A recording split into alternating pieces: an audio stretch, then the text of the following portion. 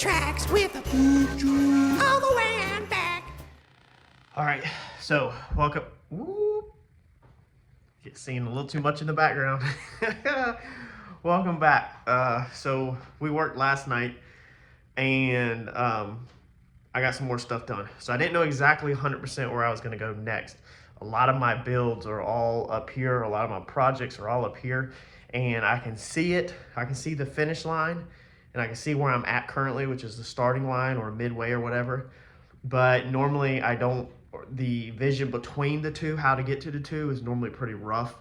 And I have ideas, but often it changes along the way, and I think that's what's about to roughly happen. But let me catch you up, show you what I did last night.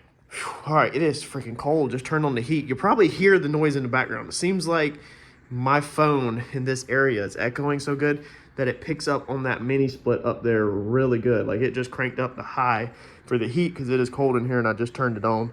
So if you're ever wondering what that background noise is, that's what's going on. So last night, I didn't intentionally do all this. Like I said, I didn't know it was going to go to here. But basically what I started with was I just wanted an idea of where to mount, where we were mounting this top hat at. So these are the shock towers that you remember we cut out the red one. We did a video on it. And you can kind of see now where, let's see here, the shock towers are supposed to be a little bit more than that from the factory. They are actually a little bit more than that. There's a piece that I just cut out earlier that I'll actually show you of how much more they are. It's not a lot. I cut out this piece for reference at the shop. So this is off of the red car. That hole right there is obviously going to go through the fender. So that would be through that fender hole right there. Okay. So you can see how this needs to go forward to about this right here. And then this cut edge right here would be right there.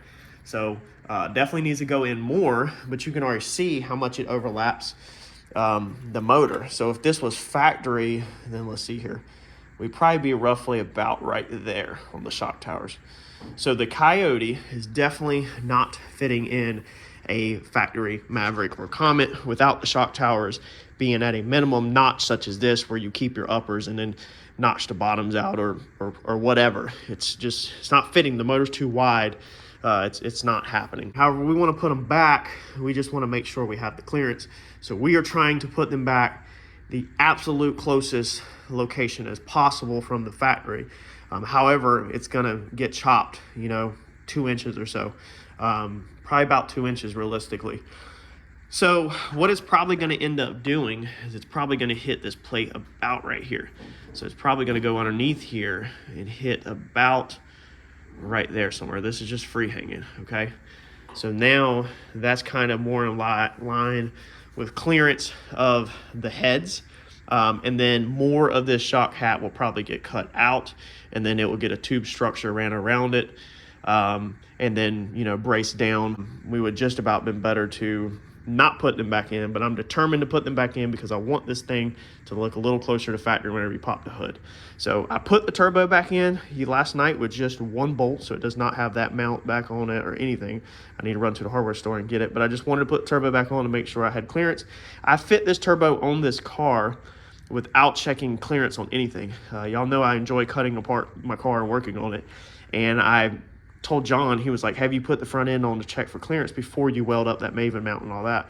I said, nah. I said, I'm good. I know my car. I said, or I'm pretty confident I know my car, like, where everything is going to fall at. And sure enough, that's how much clearance I have left. So let's see here. That right there, and then between this, that right there is it. So that was just completely eyeballing of knowing where this front cage is going to fall at, and knowing basically how the radiator used to be and the mounting points and everything, and just kind of knowing my car. But I went ahead last night. All I wanted to do was put the fender in so I could locate that roughly. I just wanted to look at things. And then I was like, well, crap, I kind of need to figure out where the fender goes like this, okay? So I said, well, let's bolt in the front support because it hits these tabs and it centers off of that. So this centers off of that. None of that structure changed, so it just bolts right back in. So that centers my fender right back like it was. So in theory, if you move this engine lift out of the way, the hood would go right back on perfect right now. You can see though we have no attachment points because we chopped the bars out and all of that. So I need to chop a little bit of this off just for working clearance, not really a ton at all. And I need to figure out where that wants to fall. So I dropped the lower control arms off with Mike last week. He's extremely busy. There's a lot he's got going on. Mike was gonna do the floor structure in the car, under the car, and the down bars, you know, and the crossbar in the cage. However, today is Tuesday, and we're working this week, but then we'll be out for Christmas next week. From what I'm hearing and how busy Mike sounds like he is, I think probably what's going to happen is I'm going to end up doing my down bars myself so that I can keep rolling. When I do them myself, they're not going to be the best because I use this guy right back here, a Harbor Freight bender, as I've showed in the past. But that's how I built this whole entire car, is with that Harbor Freight bender, including the lower bars and everything. Everything's been built like that. Everything in front of the firewall is not necessarily safety. I understand a lot of people is going to argue that it is safety, so I'm prepared for the comments. However, when you get a cage certed, because this question did pop up in the past in a previous video, whenever you get a cage certed, they only cert firewall back. They only cert the driver compartment. That's all they're looking at. So normally they're not checking the rear section. That's why, like, if you look up the 25.2, 25.5 certs and all that, the books, they show you how to build the box for the compartment that the driver sits in. That's what the rules are. And then they don't ever show you or tell you how to tie into the front of the car or how to tie the rear of the car in, because whether it's a pickup truck or a car, everyone's gonna be different. And the certification does not care to protect the engine or the taillights. What it cares about is protect the driver and make sure the driver is safe. So,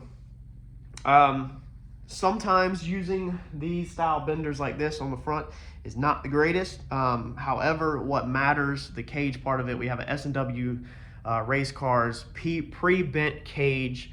That was all bent one piece. And then we welded it in from S&W race cars. So the compartment that counts is what the cert that the car has is good to go. But we're gonna add on.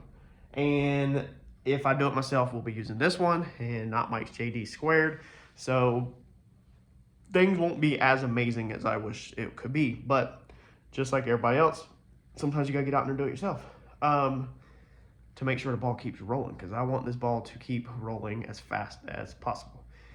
So the floor structure will probably be added after the car is obviously back rolling. Hopefully we can get that to Mike's house and he can add the X bars underneath it, because they'll do way better than me laying on the ground here working on it. That's definitely not good. But I think the crossbars and the forward bars we'll go ahead and add ourselves, hopefully. So all I'm doing right now is literally just trying to figure out exactly where this is going to fall at. Where the upper shock tower falls at is pretty much dead on. You can see the lower control arm right through there. So you can see both bolts, both sides.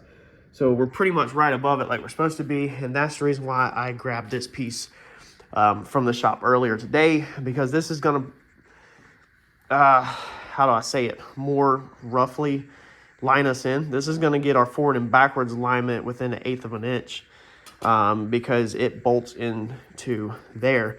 So I should be able to roughly get some tacks back on this, put this piece back together, basically find a center line, or I don't even have to find a center line. Actually, I can just use this piece and hold it up to the other one and draw a line off of the bolt across the shock tower, so that we then know off the bolt hole where it goes. And as long as we keep it centered on the bolt hole of the fenders are pretty much dead on front to back on each side. We should be dead on. It's just a shock mount. It's not the end of the world. So a lot of people, this will probably make cringe, because a lot of people when they build cars, they want it built on a chassis table with everything perfect. And a lot of people, when they do this kind of stuff, they keep their mouth shut and they don't show this stuff on YouTube like an idiot that I am. But this is how I built my car. This is how I got where I'm at. And I think there's a lot of people out there that build their cars like this. And I always said that if I did YouTube, I would make videos that I want to watch. And this would be what I want to watch, is somebody keeping it real. This lower piece right here on the front, if we look straight down from it, you can see how it gets a little thinner right here. And there's actually a kink in here if you can, if you were here to see it. This was 190 that was bent, and then this was 190 that was bent, and then it was sectioned back in somewhere in the center. Since then, it has been welded to and grinded on probably, man, I don't even know how many times I have changed this up. This front end, I think, has had 4 or 5 different variances where everything has been cut off just about besides that lower tube. And that tube's been added on, taken off, added on, taken off, added on, taken off. But that tube is not going nowhere, because that is what I have built the whole entire car off of since day one. So that basically gets me back home, just like all this. That puts me right back where I need to be without having to have a chassis table. So I can just bolt all this stuff back together. And within a 1/16 of an inch of whatever the bolt play is, I can find myself right back home normally. So yeah, that's where we're at. I need to get these in first, because then that's going to hit the down bars. Once the down bars go down, then that's when we can start doing, you know, pipes if we want, all of this stuff. We can't do the turbo kit until we do the down bars, because turbo kits have to be built around down bars. And being I only have a Harbor Freight bender, I pretty much don't build my car like I want to build my car. I build my car like the bender allows me to build my car. So I can only do certain bends before it starts kinking too bad. And therefore, I kind of just let bars fall wherever the bars are going to fall. I know we want to come out, and then we want to go down at a 45. That's it. That's all I know. However I can get from point A to point B the easiest possible with that Harbor Freight bender is how this car is going to end up being built. Before, that's how it was built. The down bars that were here before is the exact same way. And then I built the shock mounts that were on them, and they were extremely close. I think they were off. The shocks looked like they were off by like 1/4 of an inch. You know, forward, backwards, left to right, stuff like that. It was extremely hard to line up that jack bolt sleeve. When I did that back then, not having any chassis tables or anything, I literally floated everything in the air and tack welded.